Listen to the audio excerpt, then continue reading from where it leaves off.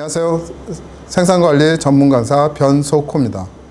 이번 시간에는 지난 시간에 이어서 생산 계획과 그 생산 관리에 대해서 알아보고 그 원가에 대해서 알아봤는데, 이번 시간에는 개별 원가에 대해서 어떻게 산출하고 또 원가 관리를 어떻게 할 거냐에 대해서 같이 알아보도록 하겠습니다.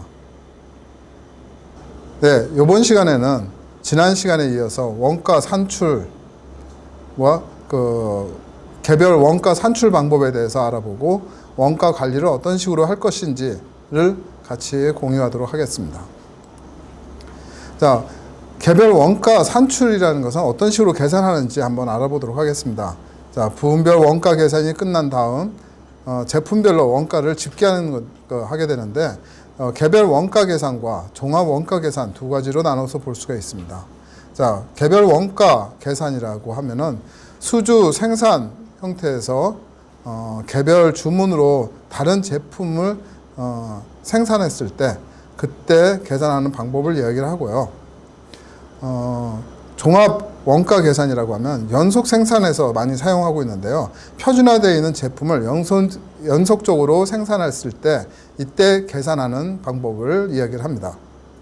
자, 원가표를 한번 보시면은 직접 재료비, 직접 노무비가 있어서 직접 비용을 계산을 하는 방법, 하기도 하고, 그 여기에다가 배분되어서 온 PM 부분에서의 그 배분액이 포함될 수 있고요. 사무 부분에서 또 다시 배분돼서 오는 비용이 있을 것입니다. 이것을 간접 비용이라고 하고요. 이것을 총합을 해서 제조 원가라고 이야기할 수가 있습니다. 자, 개별 원가에 계산하는 데 있어서 주요 요소들을 한번 살펴보도록 하겠습니다. 제품을 주문을 했다. 그러면 제조 지시서가 발행이 될 거고, 제조 지시서에 따라서 원가 계산표가 작성이 될 겁니다. 이거에 따라서 제조가 들어가고 단가가 형성하게 되겠죠. 자, 제조 지시서는 넘버를 넣어서 관리해서 표준화시켜서 관리할 필요가 있고요. 그 제조 지시서별로 원가 계산을 하는 것이 바람직하겠죠. 자, 그 다음에 개별 원가를 계산하는 프로세스를 보게 되면 소요별로 요소별로 원가 계산을 하고, 그 제조 직접 비용의 재료별 제품별로 부과되게 될 것입니다. 그리고 여기에 다시 간접비가 추가가 되겠죠. 그러면 다시 추가로 보조 부분별에서 들어오는 간접비가 다시 또 포함이 될 거고요. 이래서 총 제조 부분별 배분된 비용이 정리가 될 것입니다. 종합 원가 계산하는 방법에서 내용을 살펴보도록 하겠습니다. 일정 기간 동안 생산한 제품의 총 제품 원가를 구하는 데 있어서 그 원가를 생산 수량을 나눠서 제품의 단위당 원가로 구하는 것을 원가라고, 제품 원가라고 이야기할 수가 있습니다.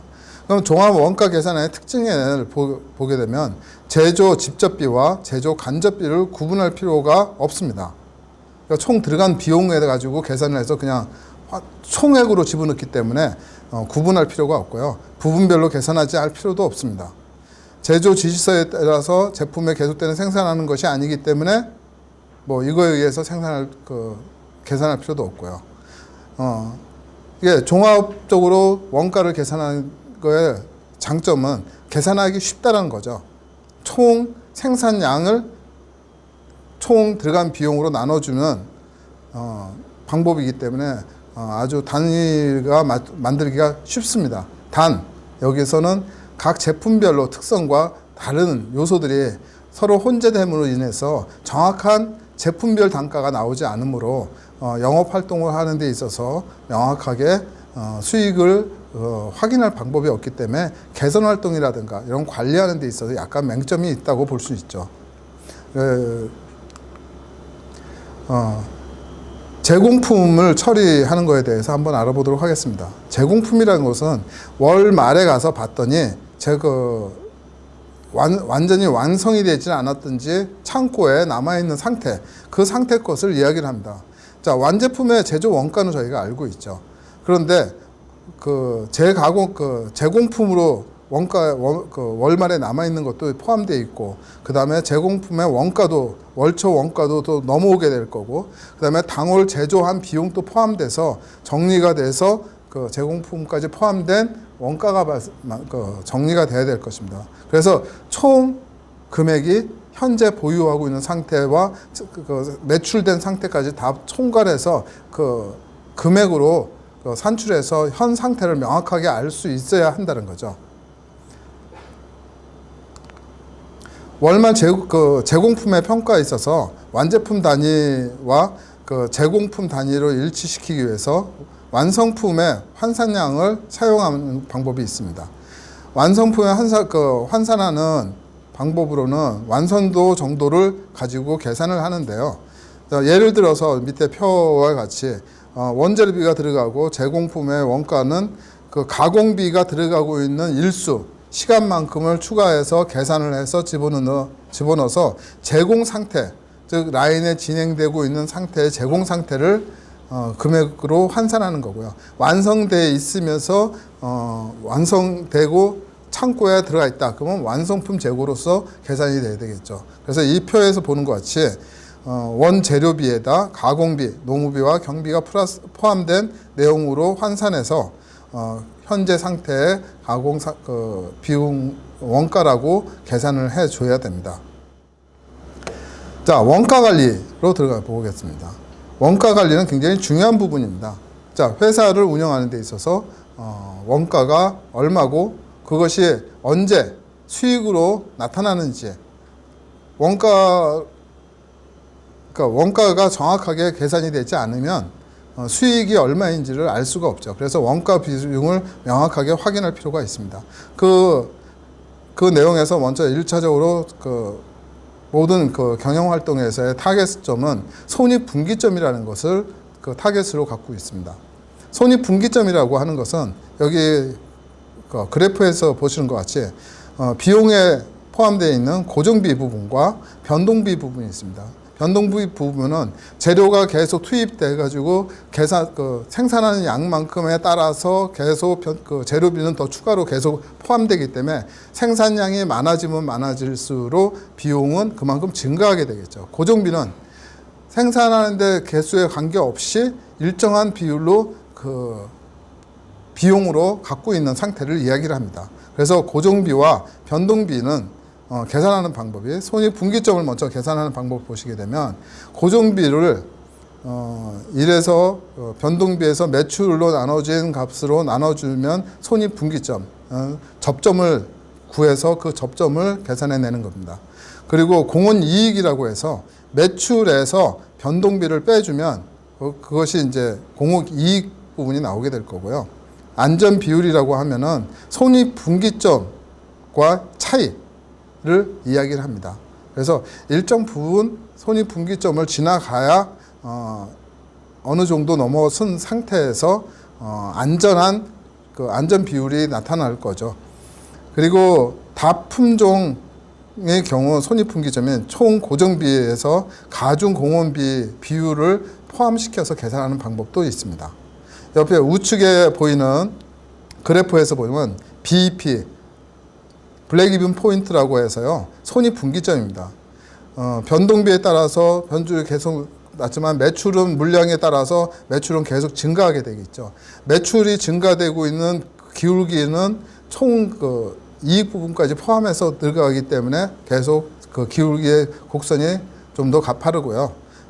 변동비 비율은 약간 매출에 비해서는 적게 나타납니다. 그것이 어디 포인트에선가 만나게 돼 있어요. 이유는 고정비라는 것 때문에 그렇습니다. 고정비로 분산해서 매출 양에다 포함시켰기 때문에 그렇습니다. 그럼 매출에 포함되어 있는 부분은 배분을 했고요. 총 물량 얼마가 나간다는 가정하에서 배분을 했다고 볼 수가 있습니다. 그렇기 때문에 브레이크 포인트라는 것은 매출이 얼마나 일어나야 그 다음부터 순이익으로서 돌아올 수 있는 이익 부분이 발생한다라는 것을 알 수가 있습니다. 모든 기업이 이런 손익분기점을 넘긴 상태에서 유지가 될 때 이익 부분이 계속 유지가 될 수가 있죠. 자, 그러면 손익분기점은 한계 이익의 분석과 목표 이익, 목표 매출액의 설정에 있어서 경영 변수의 변화에 따른 손익 민감도 분석 등을 통해서 활용할 수가 있겠죠. 자, 고정비와 변동비를 분류하는 것이 굉장히 중요할 거라고 보입니다. 그런데 쉽게 계산하는 방법이 있습니다. 자, 변동비는 총 비용 증가분과 매출의 증가분에 비례적으로 움직이기 때문에 그것을 변동 비율이라고 합니다. 그래서 매출액의 변동 비율을 곱하면 변동 비용이 나타나게 되겠죠. 그럼 변동비를 총 비용의 변동비를 빼면 그것이 고정비가 됩니다. 그래서 그 고정비가 쉽게 계산하는 방법이 있고요. 이게 관리함에 있어서 고정비냐 변동비냐를 각각의 활동의 요소별로 구분해서 변동비와 고정비를 구분해 놓고 관리하는 것이 중요할 수가 있습니다. 이것은 비용 절감 활동을 하기 위한 하나의 방법이라고 할 수 있습니다. 개별 비용법이라고 볼 수 있는데요. 그거는 개별 비용법은 비용 항목마다 조업도 변화와 연계시켜서 개별적으로 관찰하여 고정비냐 변동비냐를 분해해서 관리하는 것을 이야기를 합니다. 비례율법을 하는 거는 지금 말씀하신 드렸던 것 같이 그냥 비율로 계산하기 때문에 이쪽에는 어느 것이 포함되어 있는지 정확하지가 않기 때문에 활동 목적이 명확하게 확인할 수가 없는 문제가 있고요. 특히 비례율법은 추정이 간편하지만 분석 기간 중에 판매 가격, 그 다음에 제품당 변동비, 제품 구성이 변동이 되지 않을 경우에는 뭐 그런 대로 잘 맞는 편입니다만 그것이 수시로 변동하는 경우는 이것을 사용하면 오류가 발생할 수가 있습니다. 삼포도법을 사용하는 방법이 있는데요. 삼포도법은 과거 여러 가지 기간 동안에 걸친 매출액들의 횡축과 총 비용을 총칙으로 해서 삼포도를 그린 다음 그 점에 가장 대표적인 선을 그어서 그 비용을 분해하는 방법인데 이 방법은 추세선이나 눈진작으로 그리기 때문에 정확한 값이라고 이야기하기는 어렵고요. 그냥 추정하기에 적합한 방법이라고 볼 수가 있습니다. 최소자성법을 사용해서 통계적으로 최소자성법을 통해서 이것을 추정하고 눈대중으로 보는 부분을 변동을 좀 통계적으로 라인화시켜서 볼 수 있게 만드는 방법인데요. 이것도 마찬가지로 여기에 절편으로 나타나는 그래프상으로 나타나게 될 것인데 거기에 절편에 Y절편으로 나타나는 것이 고정비로 보고 그쪽을 고정비의 선으로 봅니다. 그 위에 변동돼서 움직이는 부분을 변동비율로 보고요. 그 다음에 비용의 형태의 특성으로 보면 조업에 관계없이 총 고정비가 일정하지만 조업도가 증가할수록 단위당 고정비가 늘고 줄는 것을 볼 수가 있는 거 이런 것들이 있고요. 그다음에 고정비는 기업의 생산 능력 범위 내에서 고정적이고 즉 생산 규모가 늘어나면 감가상각비라든가 제조 간접비가 늘어나게 돼서 그 고정비는 최대 생산 능력 범위 내에서 일정하지만 최대 생산 능력의 변동이 생기게 되면 계단식으로 증가하는 모습을 보일 수가 있습니다. 이 이야기는 무슨 이야기냐면 총 생산 물량이 100이라는 것만큼 생산할 수 있도록 기획이 돼 있었는데 이것이 어떤 활동을 통해서 아니면 제품의 종류에 따라서 그 비율이 100이 아닌 120이 될 수도 있고 80이 될 수 있습니다. 이렇게 어떤 변화가 어떤 영향을 받아서 변화가 생겼다면 그 변동에 의해서 급변하게 고정비가 차이가 날 수가 있습니다. 변동비도 같이 움직이게 될 거고요. 자, 이럴 경우 상당히 확인하고 관리하기가 어려울 소지도 있습니다. 변동비의 단위는 더 만들어 팔 때마다 일정 비율로 변하는 비용이어서 총 변동비율을 변화하지만 단위당 변동비는 일정하다라고 이야기할 수가 있습니다. 목표 이익과 목표 매출액을 설정하는 것이 원가 관리에 있어서 중요한 부분인데요. 원가 관리를 하기 위해서 중요한 이유는 총 매출을 얼마나 목표로 해서 활동을 해야 브레이크이븐 포인트를 지나갈 수 있고 이익을 발생시키는지를 알 수가 있습니다.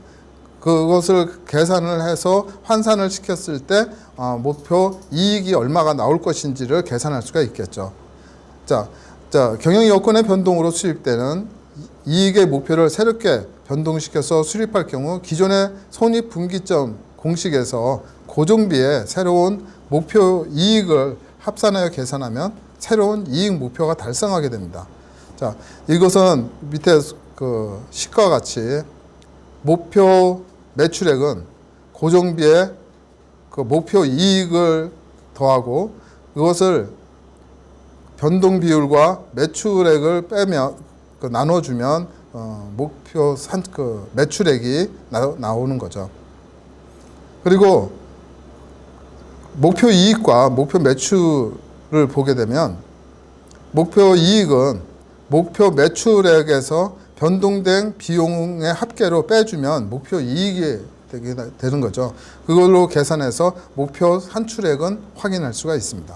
자, 이와 같이 목표 매출과 목표 이익은 연동해서 같이 계산되고 같이 확인하고 그리고 생산 계획을 수립하고 확정을 지어야 되는 장기 계획에 연동시켜서 운영해야 되는 것을 알 수가 있습니다. 자, 원가 구성에 있어서 손익 민감도를 분석해 볼 필요가 있습니다. 제품 원가 구성의 변동에 따라 제품의 손익 결과는 변하게 되며 이러한 변화의 정도를 측정하고 전략적인 의사결정을 지원하는 경영 기법을 손익 민감도 분석이라고 하는데요. 모든 변수를 반영이 가능하기 때문에 명확한 비용 분석만 이루어진다면 활용 범위가 굉장히 넓습니다. 그래서 손익 민감도를 많이 사용하고 민감도 분석을 통해서 경영 환경에 대처하는 활동 계획을 수립하게 됩니다. 변동 내용의 모델링을 통해서 보게 되면 경영 여건의 변경이나 제품의 손익에 영향을 미치는 변수는 아주 간단하게 단순화시켜서 변환을 시켜서 볼 수가 있고요. 손익에 어느 정도의 영향을 미치는지 측정하고 분석할 수가 있습니다. 매출의 변동이라는 것은 판가의 변동, 매출 구성의 변동, 그러니까 매출 구성의 제품군의 변동이라고 볼 수 있죠. 그다음에 수량이 각각 제품별로 어떻게 변하는지 이런 변동 요소들을 매출액으로서 설정하는 것을 매출액의 변동이라고 볼 수가 있습니다. 그리고 그 비용의 변동이라는 것은 매출에 대응하는 비용에 내재하고 있는 고정 비율, 그 다음에 그 변동 비율에 따라서 비용마다 각각 다른 반응을 나타나게 되는데요. 이거는 그 비용이 변동하는 요소들은 그 수시로, 그러니까 그 원재료라든가 이런 거의 변화, 또 그 다음에 그 인건비 포션, 뭐 이런 것들에 의해서 고정비 포션들이 달라지고 또 그 다음에 어떤 개선 활동이라든가 변화가 늘 개선을 하고 있기 때문에 변화가 일어날 겁니다. 그것을 같이 감안해서 변동되는 것을 포함시켜서 확인을 해야 됩니다. 이런 변동들을 다 추가시켜서 변동된 비용 산출을 보게 되면 변동 비용은 변동 전 비용에다가 목표 매출액에다 그 다음에 변동된 매출액 여기다 변동 비율, 고정 비율 이것들을 다 망라해서 계산을 하는 식에 따라서 계산을 해보면 변동 비용이라고 볼 수가 있습니다. 자, 여러분들 우리가 비용을 절감을 하면서 수익을 극대화시키는 것이 목적이죠. 자, 그러면 고정비와 변동비에 절감했을 때 어떤 효과가 있는지 이 두 그래프를 보면서 확인해 보도록 하겠습니다. 뭐 식이 있지만 식은 이 그래프를 그리는 식이기 때문에 그래프를 설명함으로써 이 식을 대처하도록 하겠습니다. 자, 우리가 먼저 첫 번째 그래프는 무엇을 이야기하냐면 고정비는 놔두고 변동비를 개선을 함으로써 자, 그러면 매 제품마다 들어가는 비용의 비율이 적은 쪽으로 개선을 하게 되면 그래프가 마이너스 G만큼이 개선이 되는 효과가 있을 겁니다. 즉 기울기가 더 낮아지는 쪽으로 나타날 거고요. 그걸 보면 브레이크 이븐 포인트가 위쪽에서 아래쪽으로 내려오는 그 결과를 얻을 수가 있을 겁니다. 이것이 브레이크 이븐 포인트가 떨어지는 것만큼 이익이 그만큼 더 많이 발생하는 걸로 볼 수가 있습니다. 또 하나 고정비를 개선하는 방법이 있습니다. 고정비를 개선하게 되면 전체적으로 Y 절편이 마이너스 G만큼 떨어지게 되겠죠. 그러면 그 비율의 그 기울기는 변동 그 비의 그 기울기는 일정하기 때문에 그 BPF로 BEP가 떨어진 것을 확인할 수가 있습니다. 이 두 가지를 같이 병행할 때 BEP 그 포인트는 더 많은 쪽의 효과가 얻을 수가 있을 겁니다. 이 원가 관리의 가장 중요한 그 포인트는 그 관리해야 될 내용을 명확히 알므로써 우리가 원가 관리를 통해 경비 절감 그리고 이익을 개선하는 활동을 하는 것으로 우리가 확인할 수가 있었습니다. 이번 시간까지 내 강의를 통해서 생산 관리에 대해서 여러분들을 이해할 수 있도록 설명을 드렸는데요. 생산 관리에서 중요한 점은 생산 계획과 생산 관리 그리고 그 통계, 그 통제를 통해서 생산성을 향상시킨 쪽으로 가져가야 된다는 데 구분을 했고요. 그다음에 비용의 간접비와 직접비, 그다음에 그 노무비, 그다음에 재료비, 그리고 비용 이런 식으로 구성되어 있다는 것을 여러분들에게 설명드렸습니다. 자, 이렇게 구성되어 있는 직접비와 간접비를 구분하고 또한 변동비와 고정비를 구분해서 우리가 원가를 개선하는 활동을 할 수 있도록 하는 것이 이번 강의에서 여러분들에게 말씀드리는 내용이라고 정리할 수가 있겠습니다. 원가 관리가 생산성 향상과 같이 원가 관리가 두 개가 같이 병행될 때 순이익이 높아지는 경쟁력 있는 기업으로 재탈바꿈할 수 있을 거라고 볼 수 있습니다. 네, 수고하셨습니다.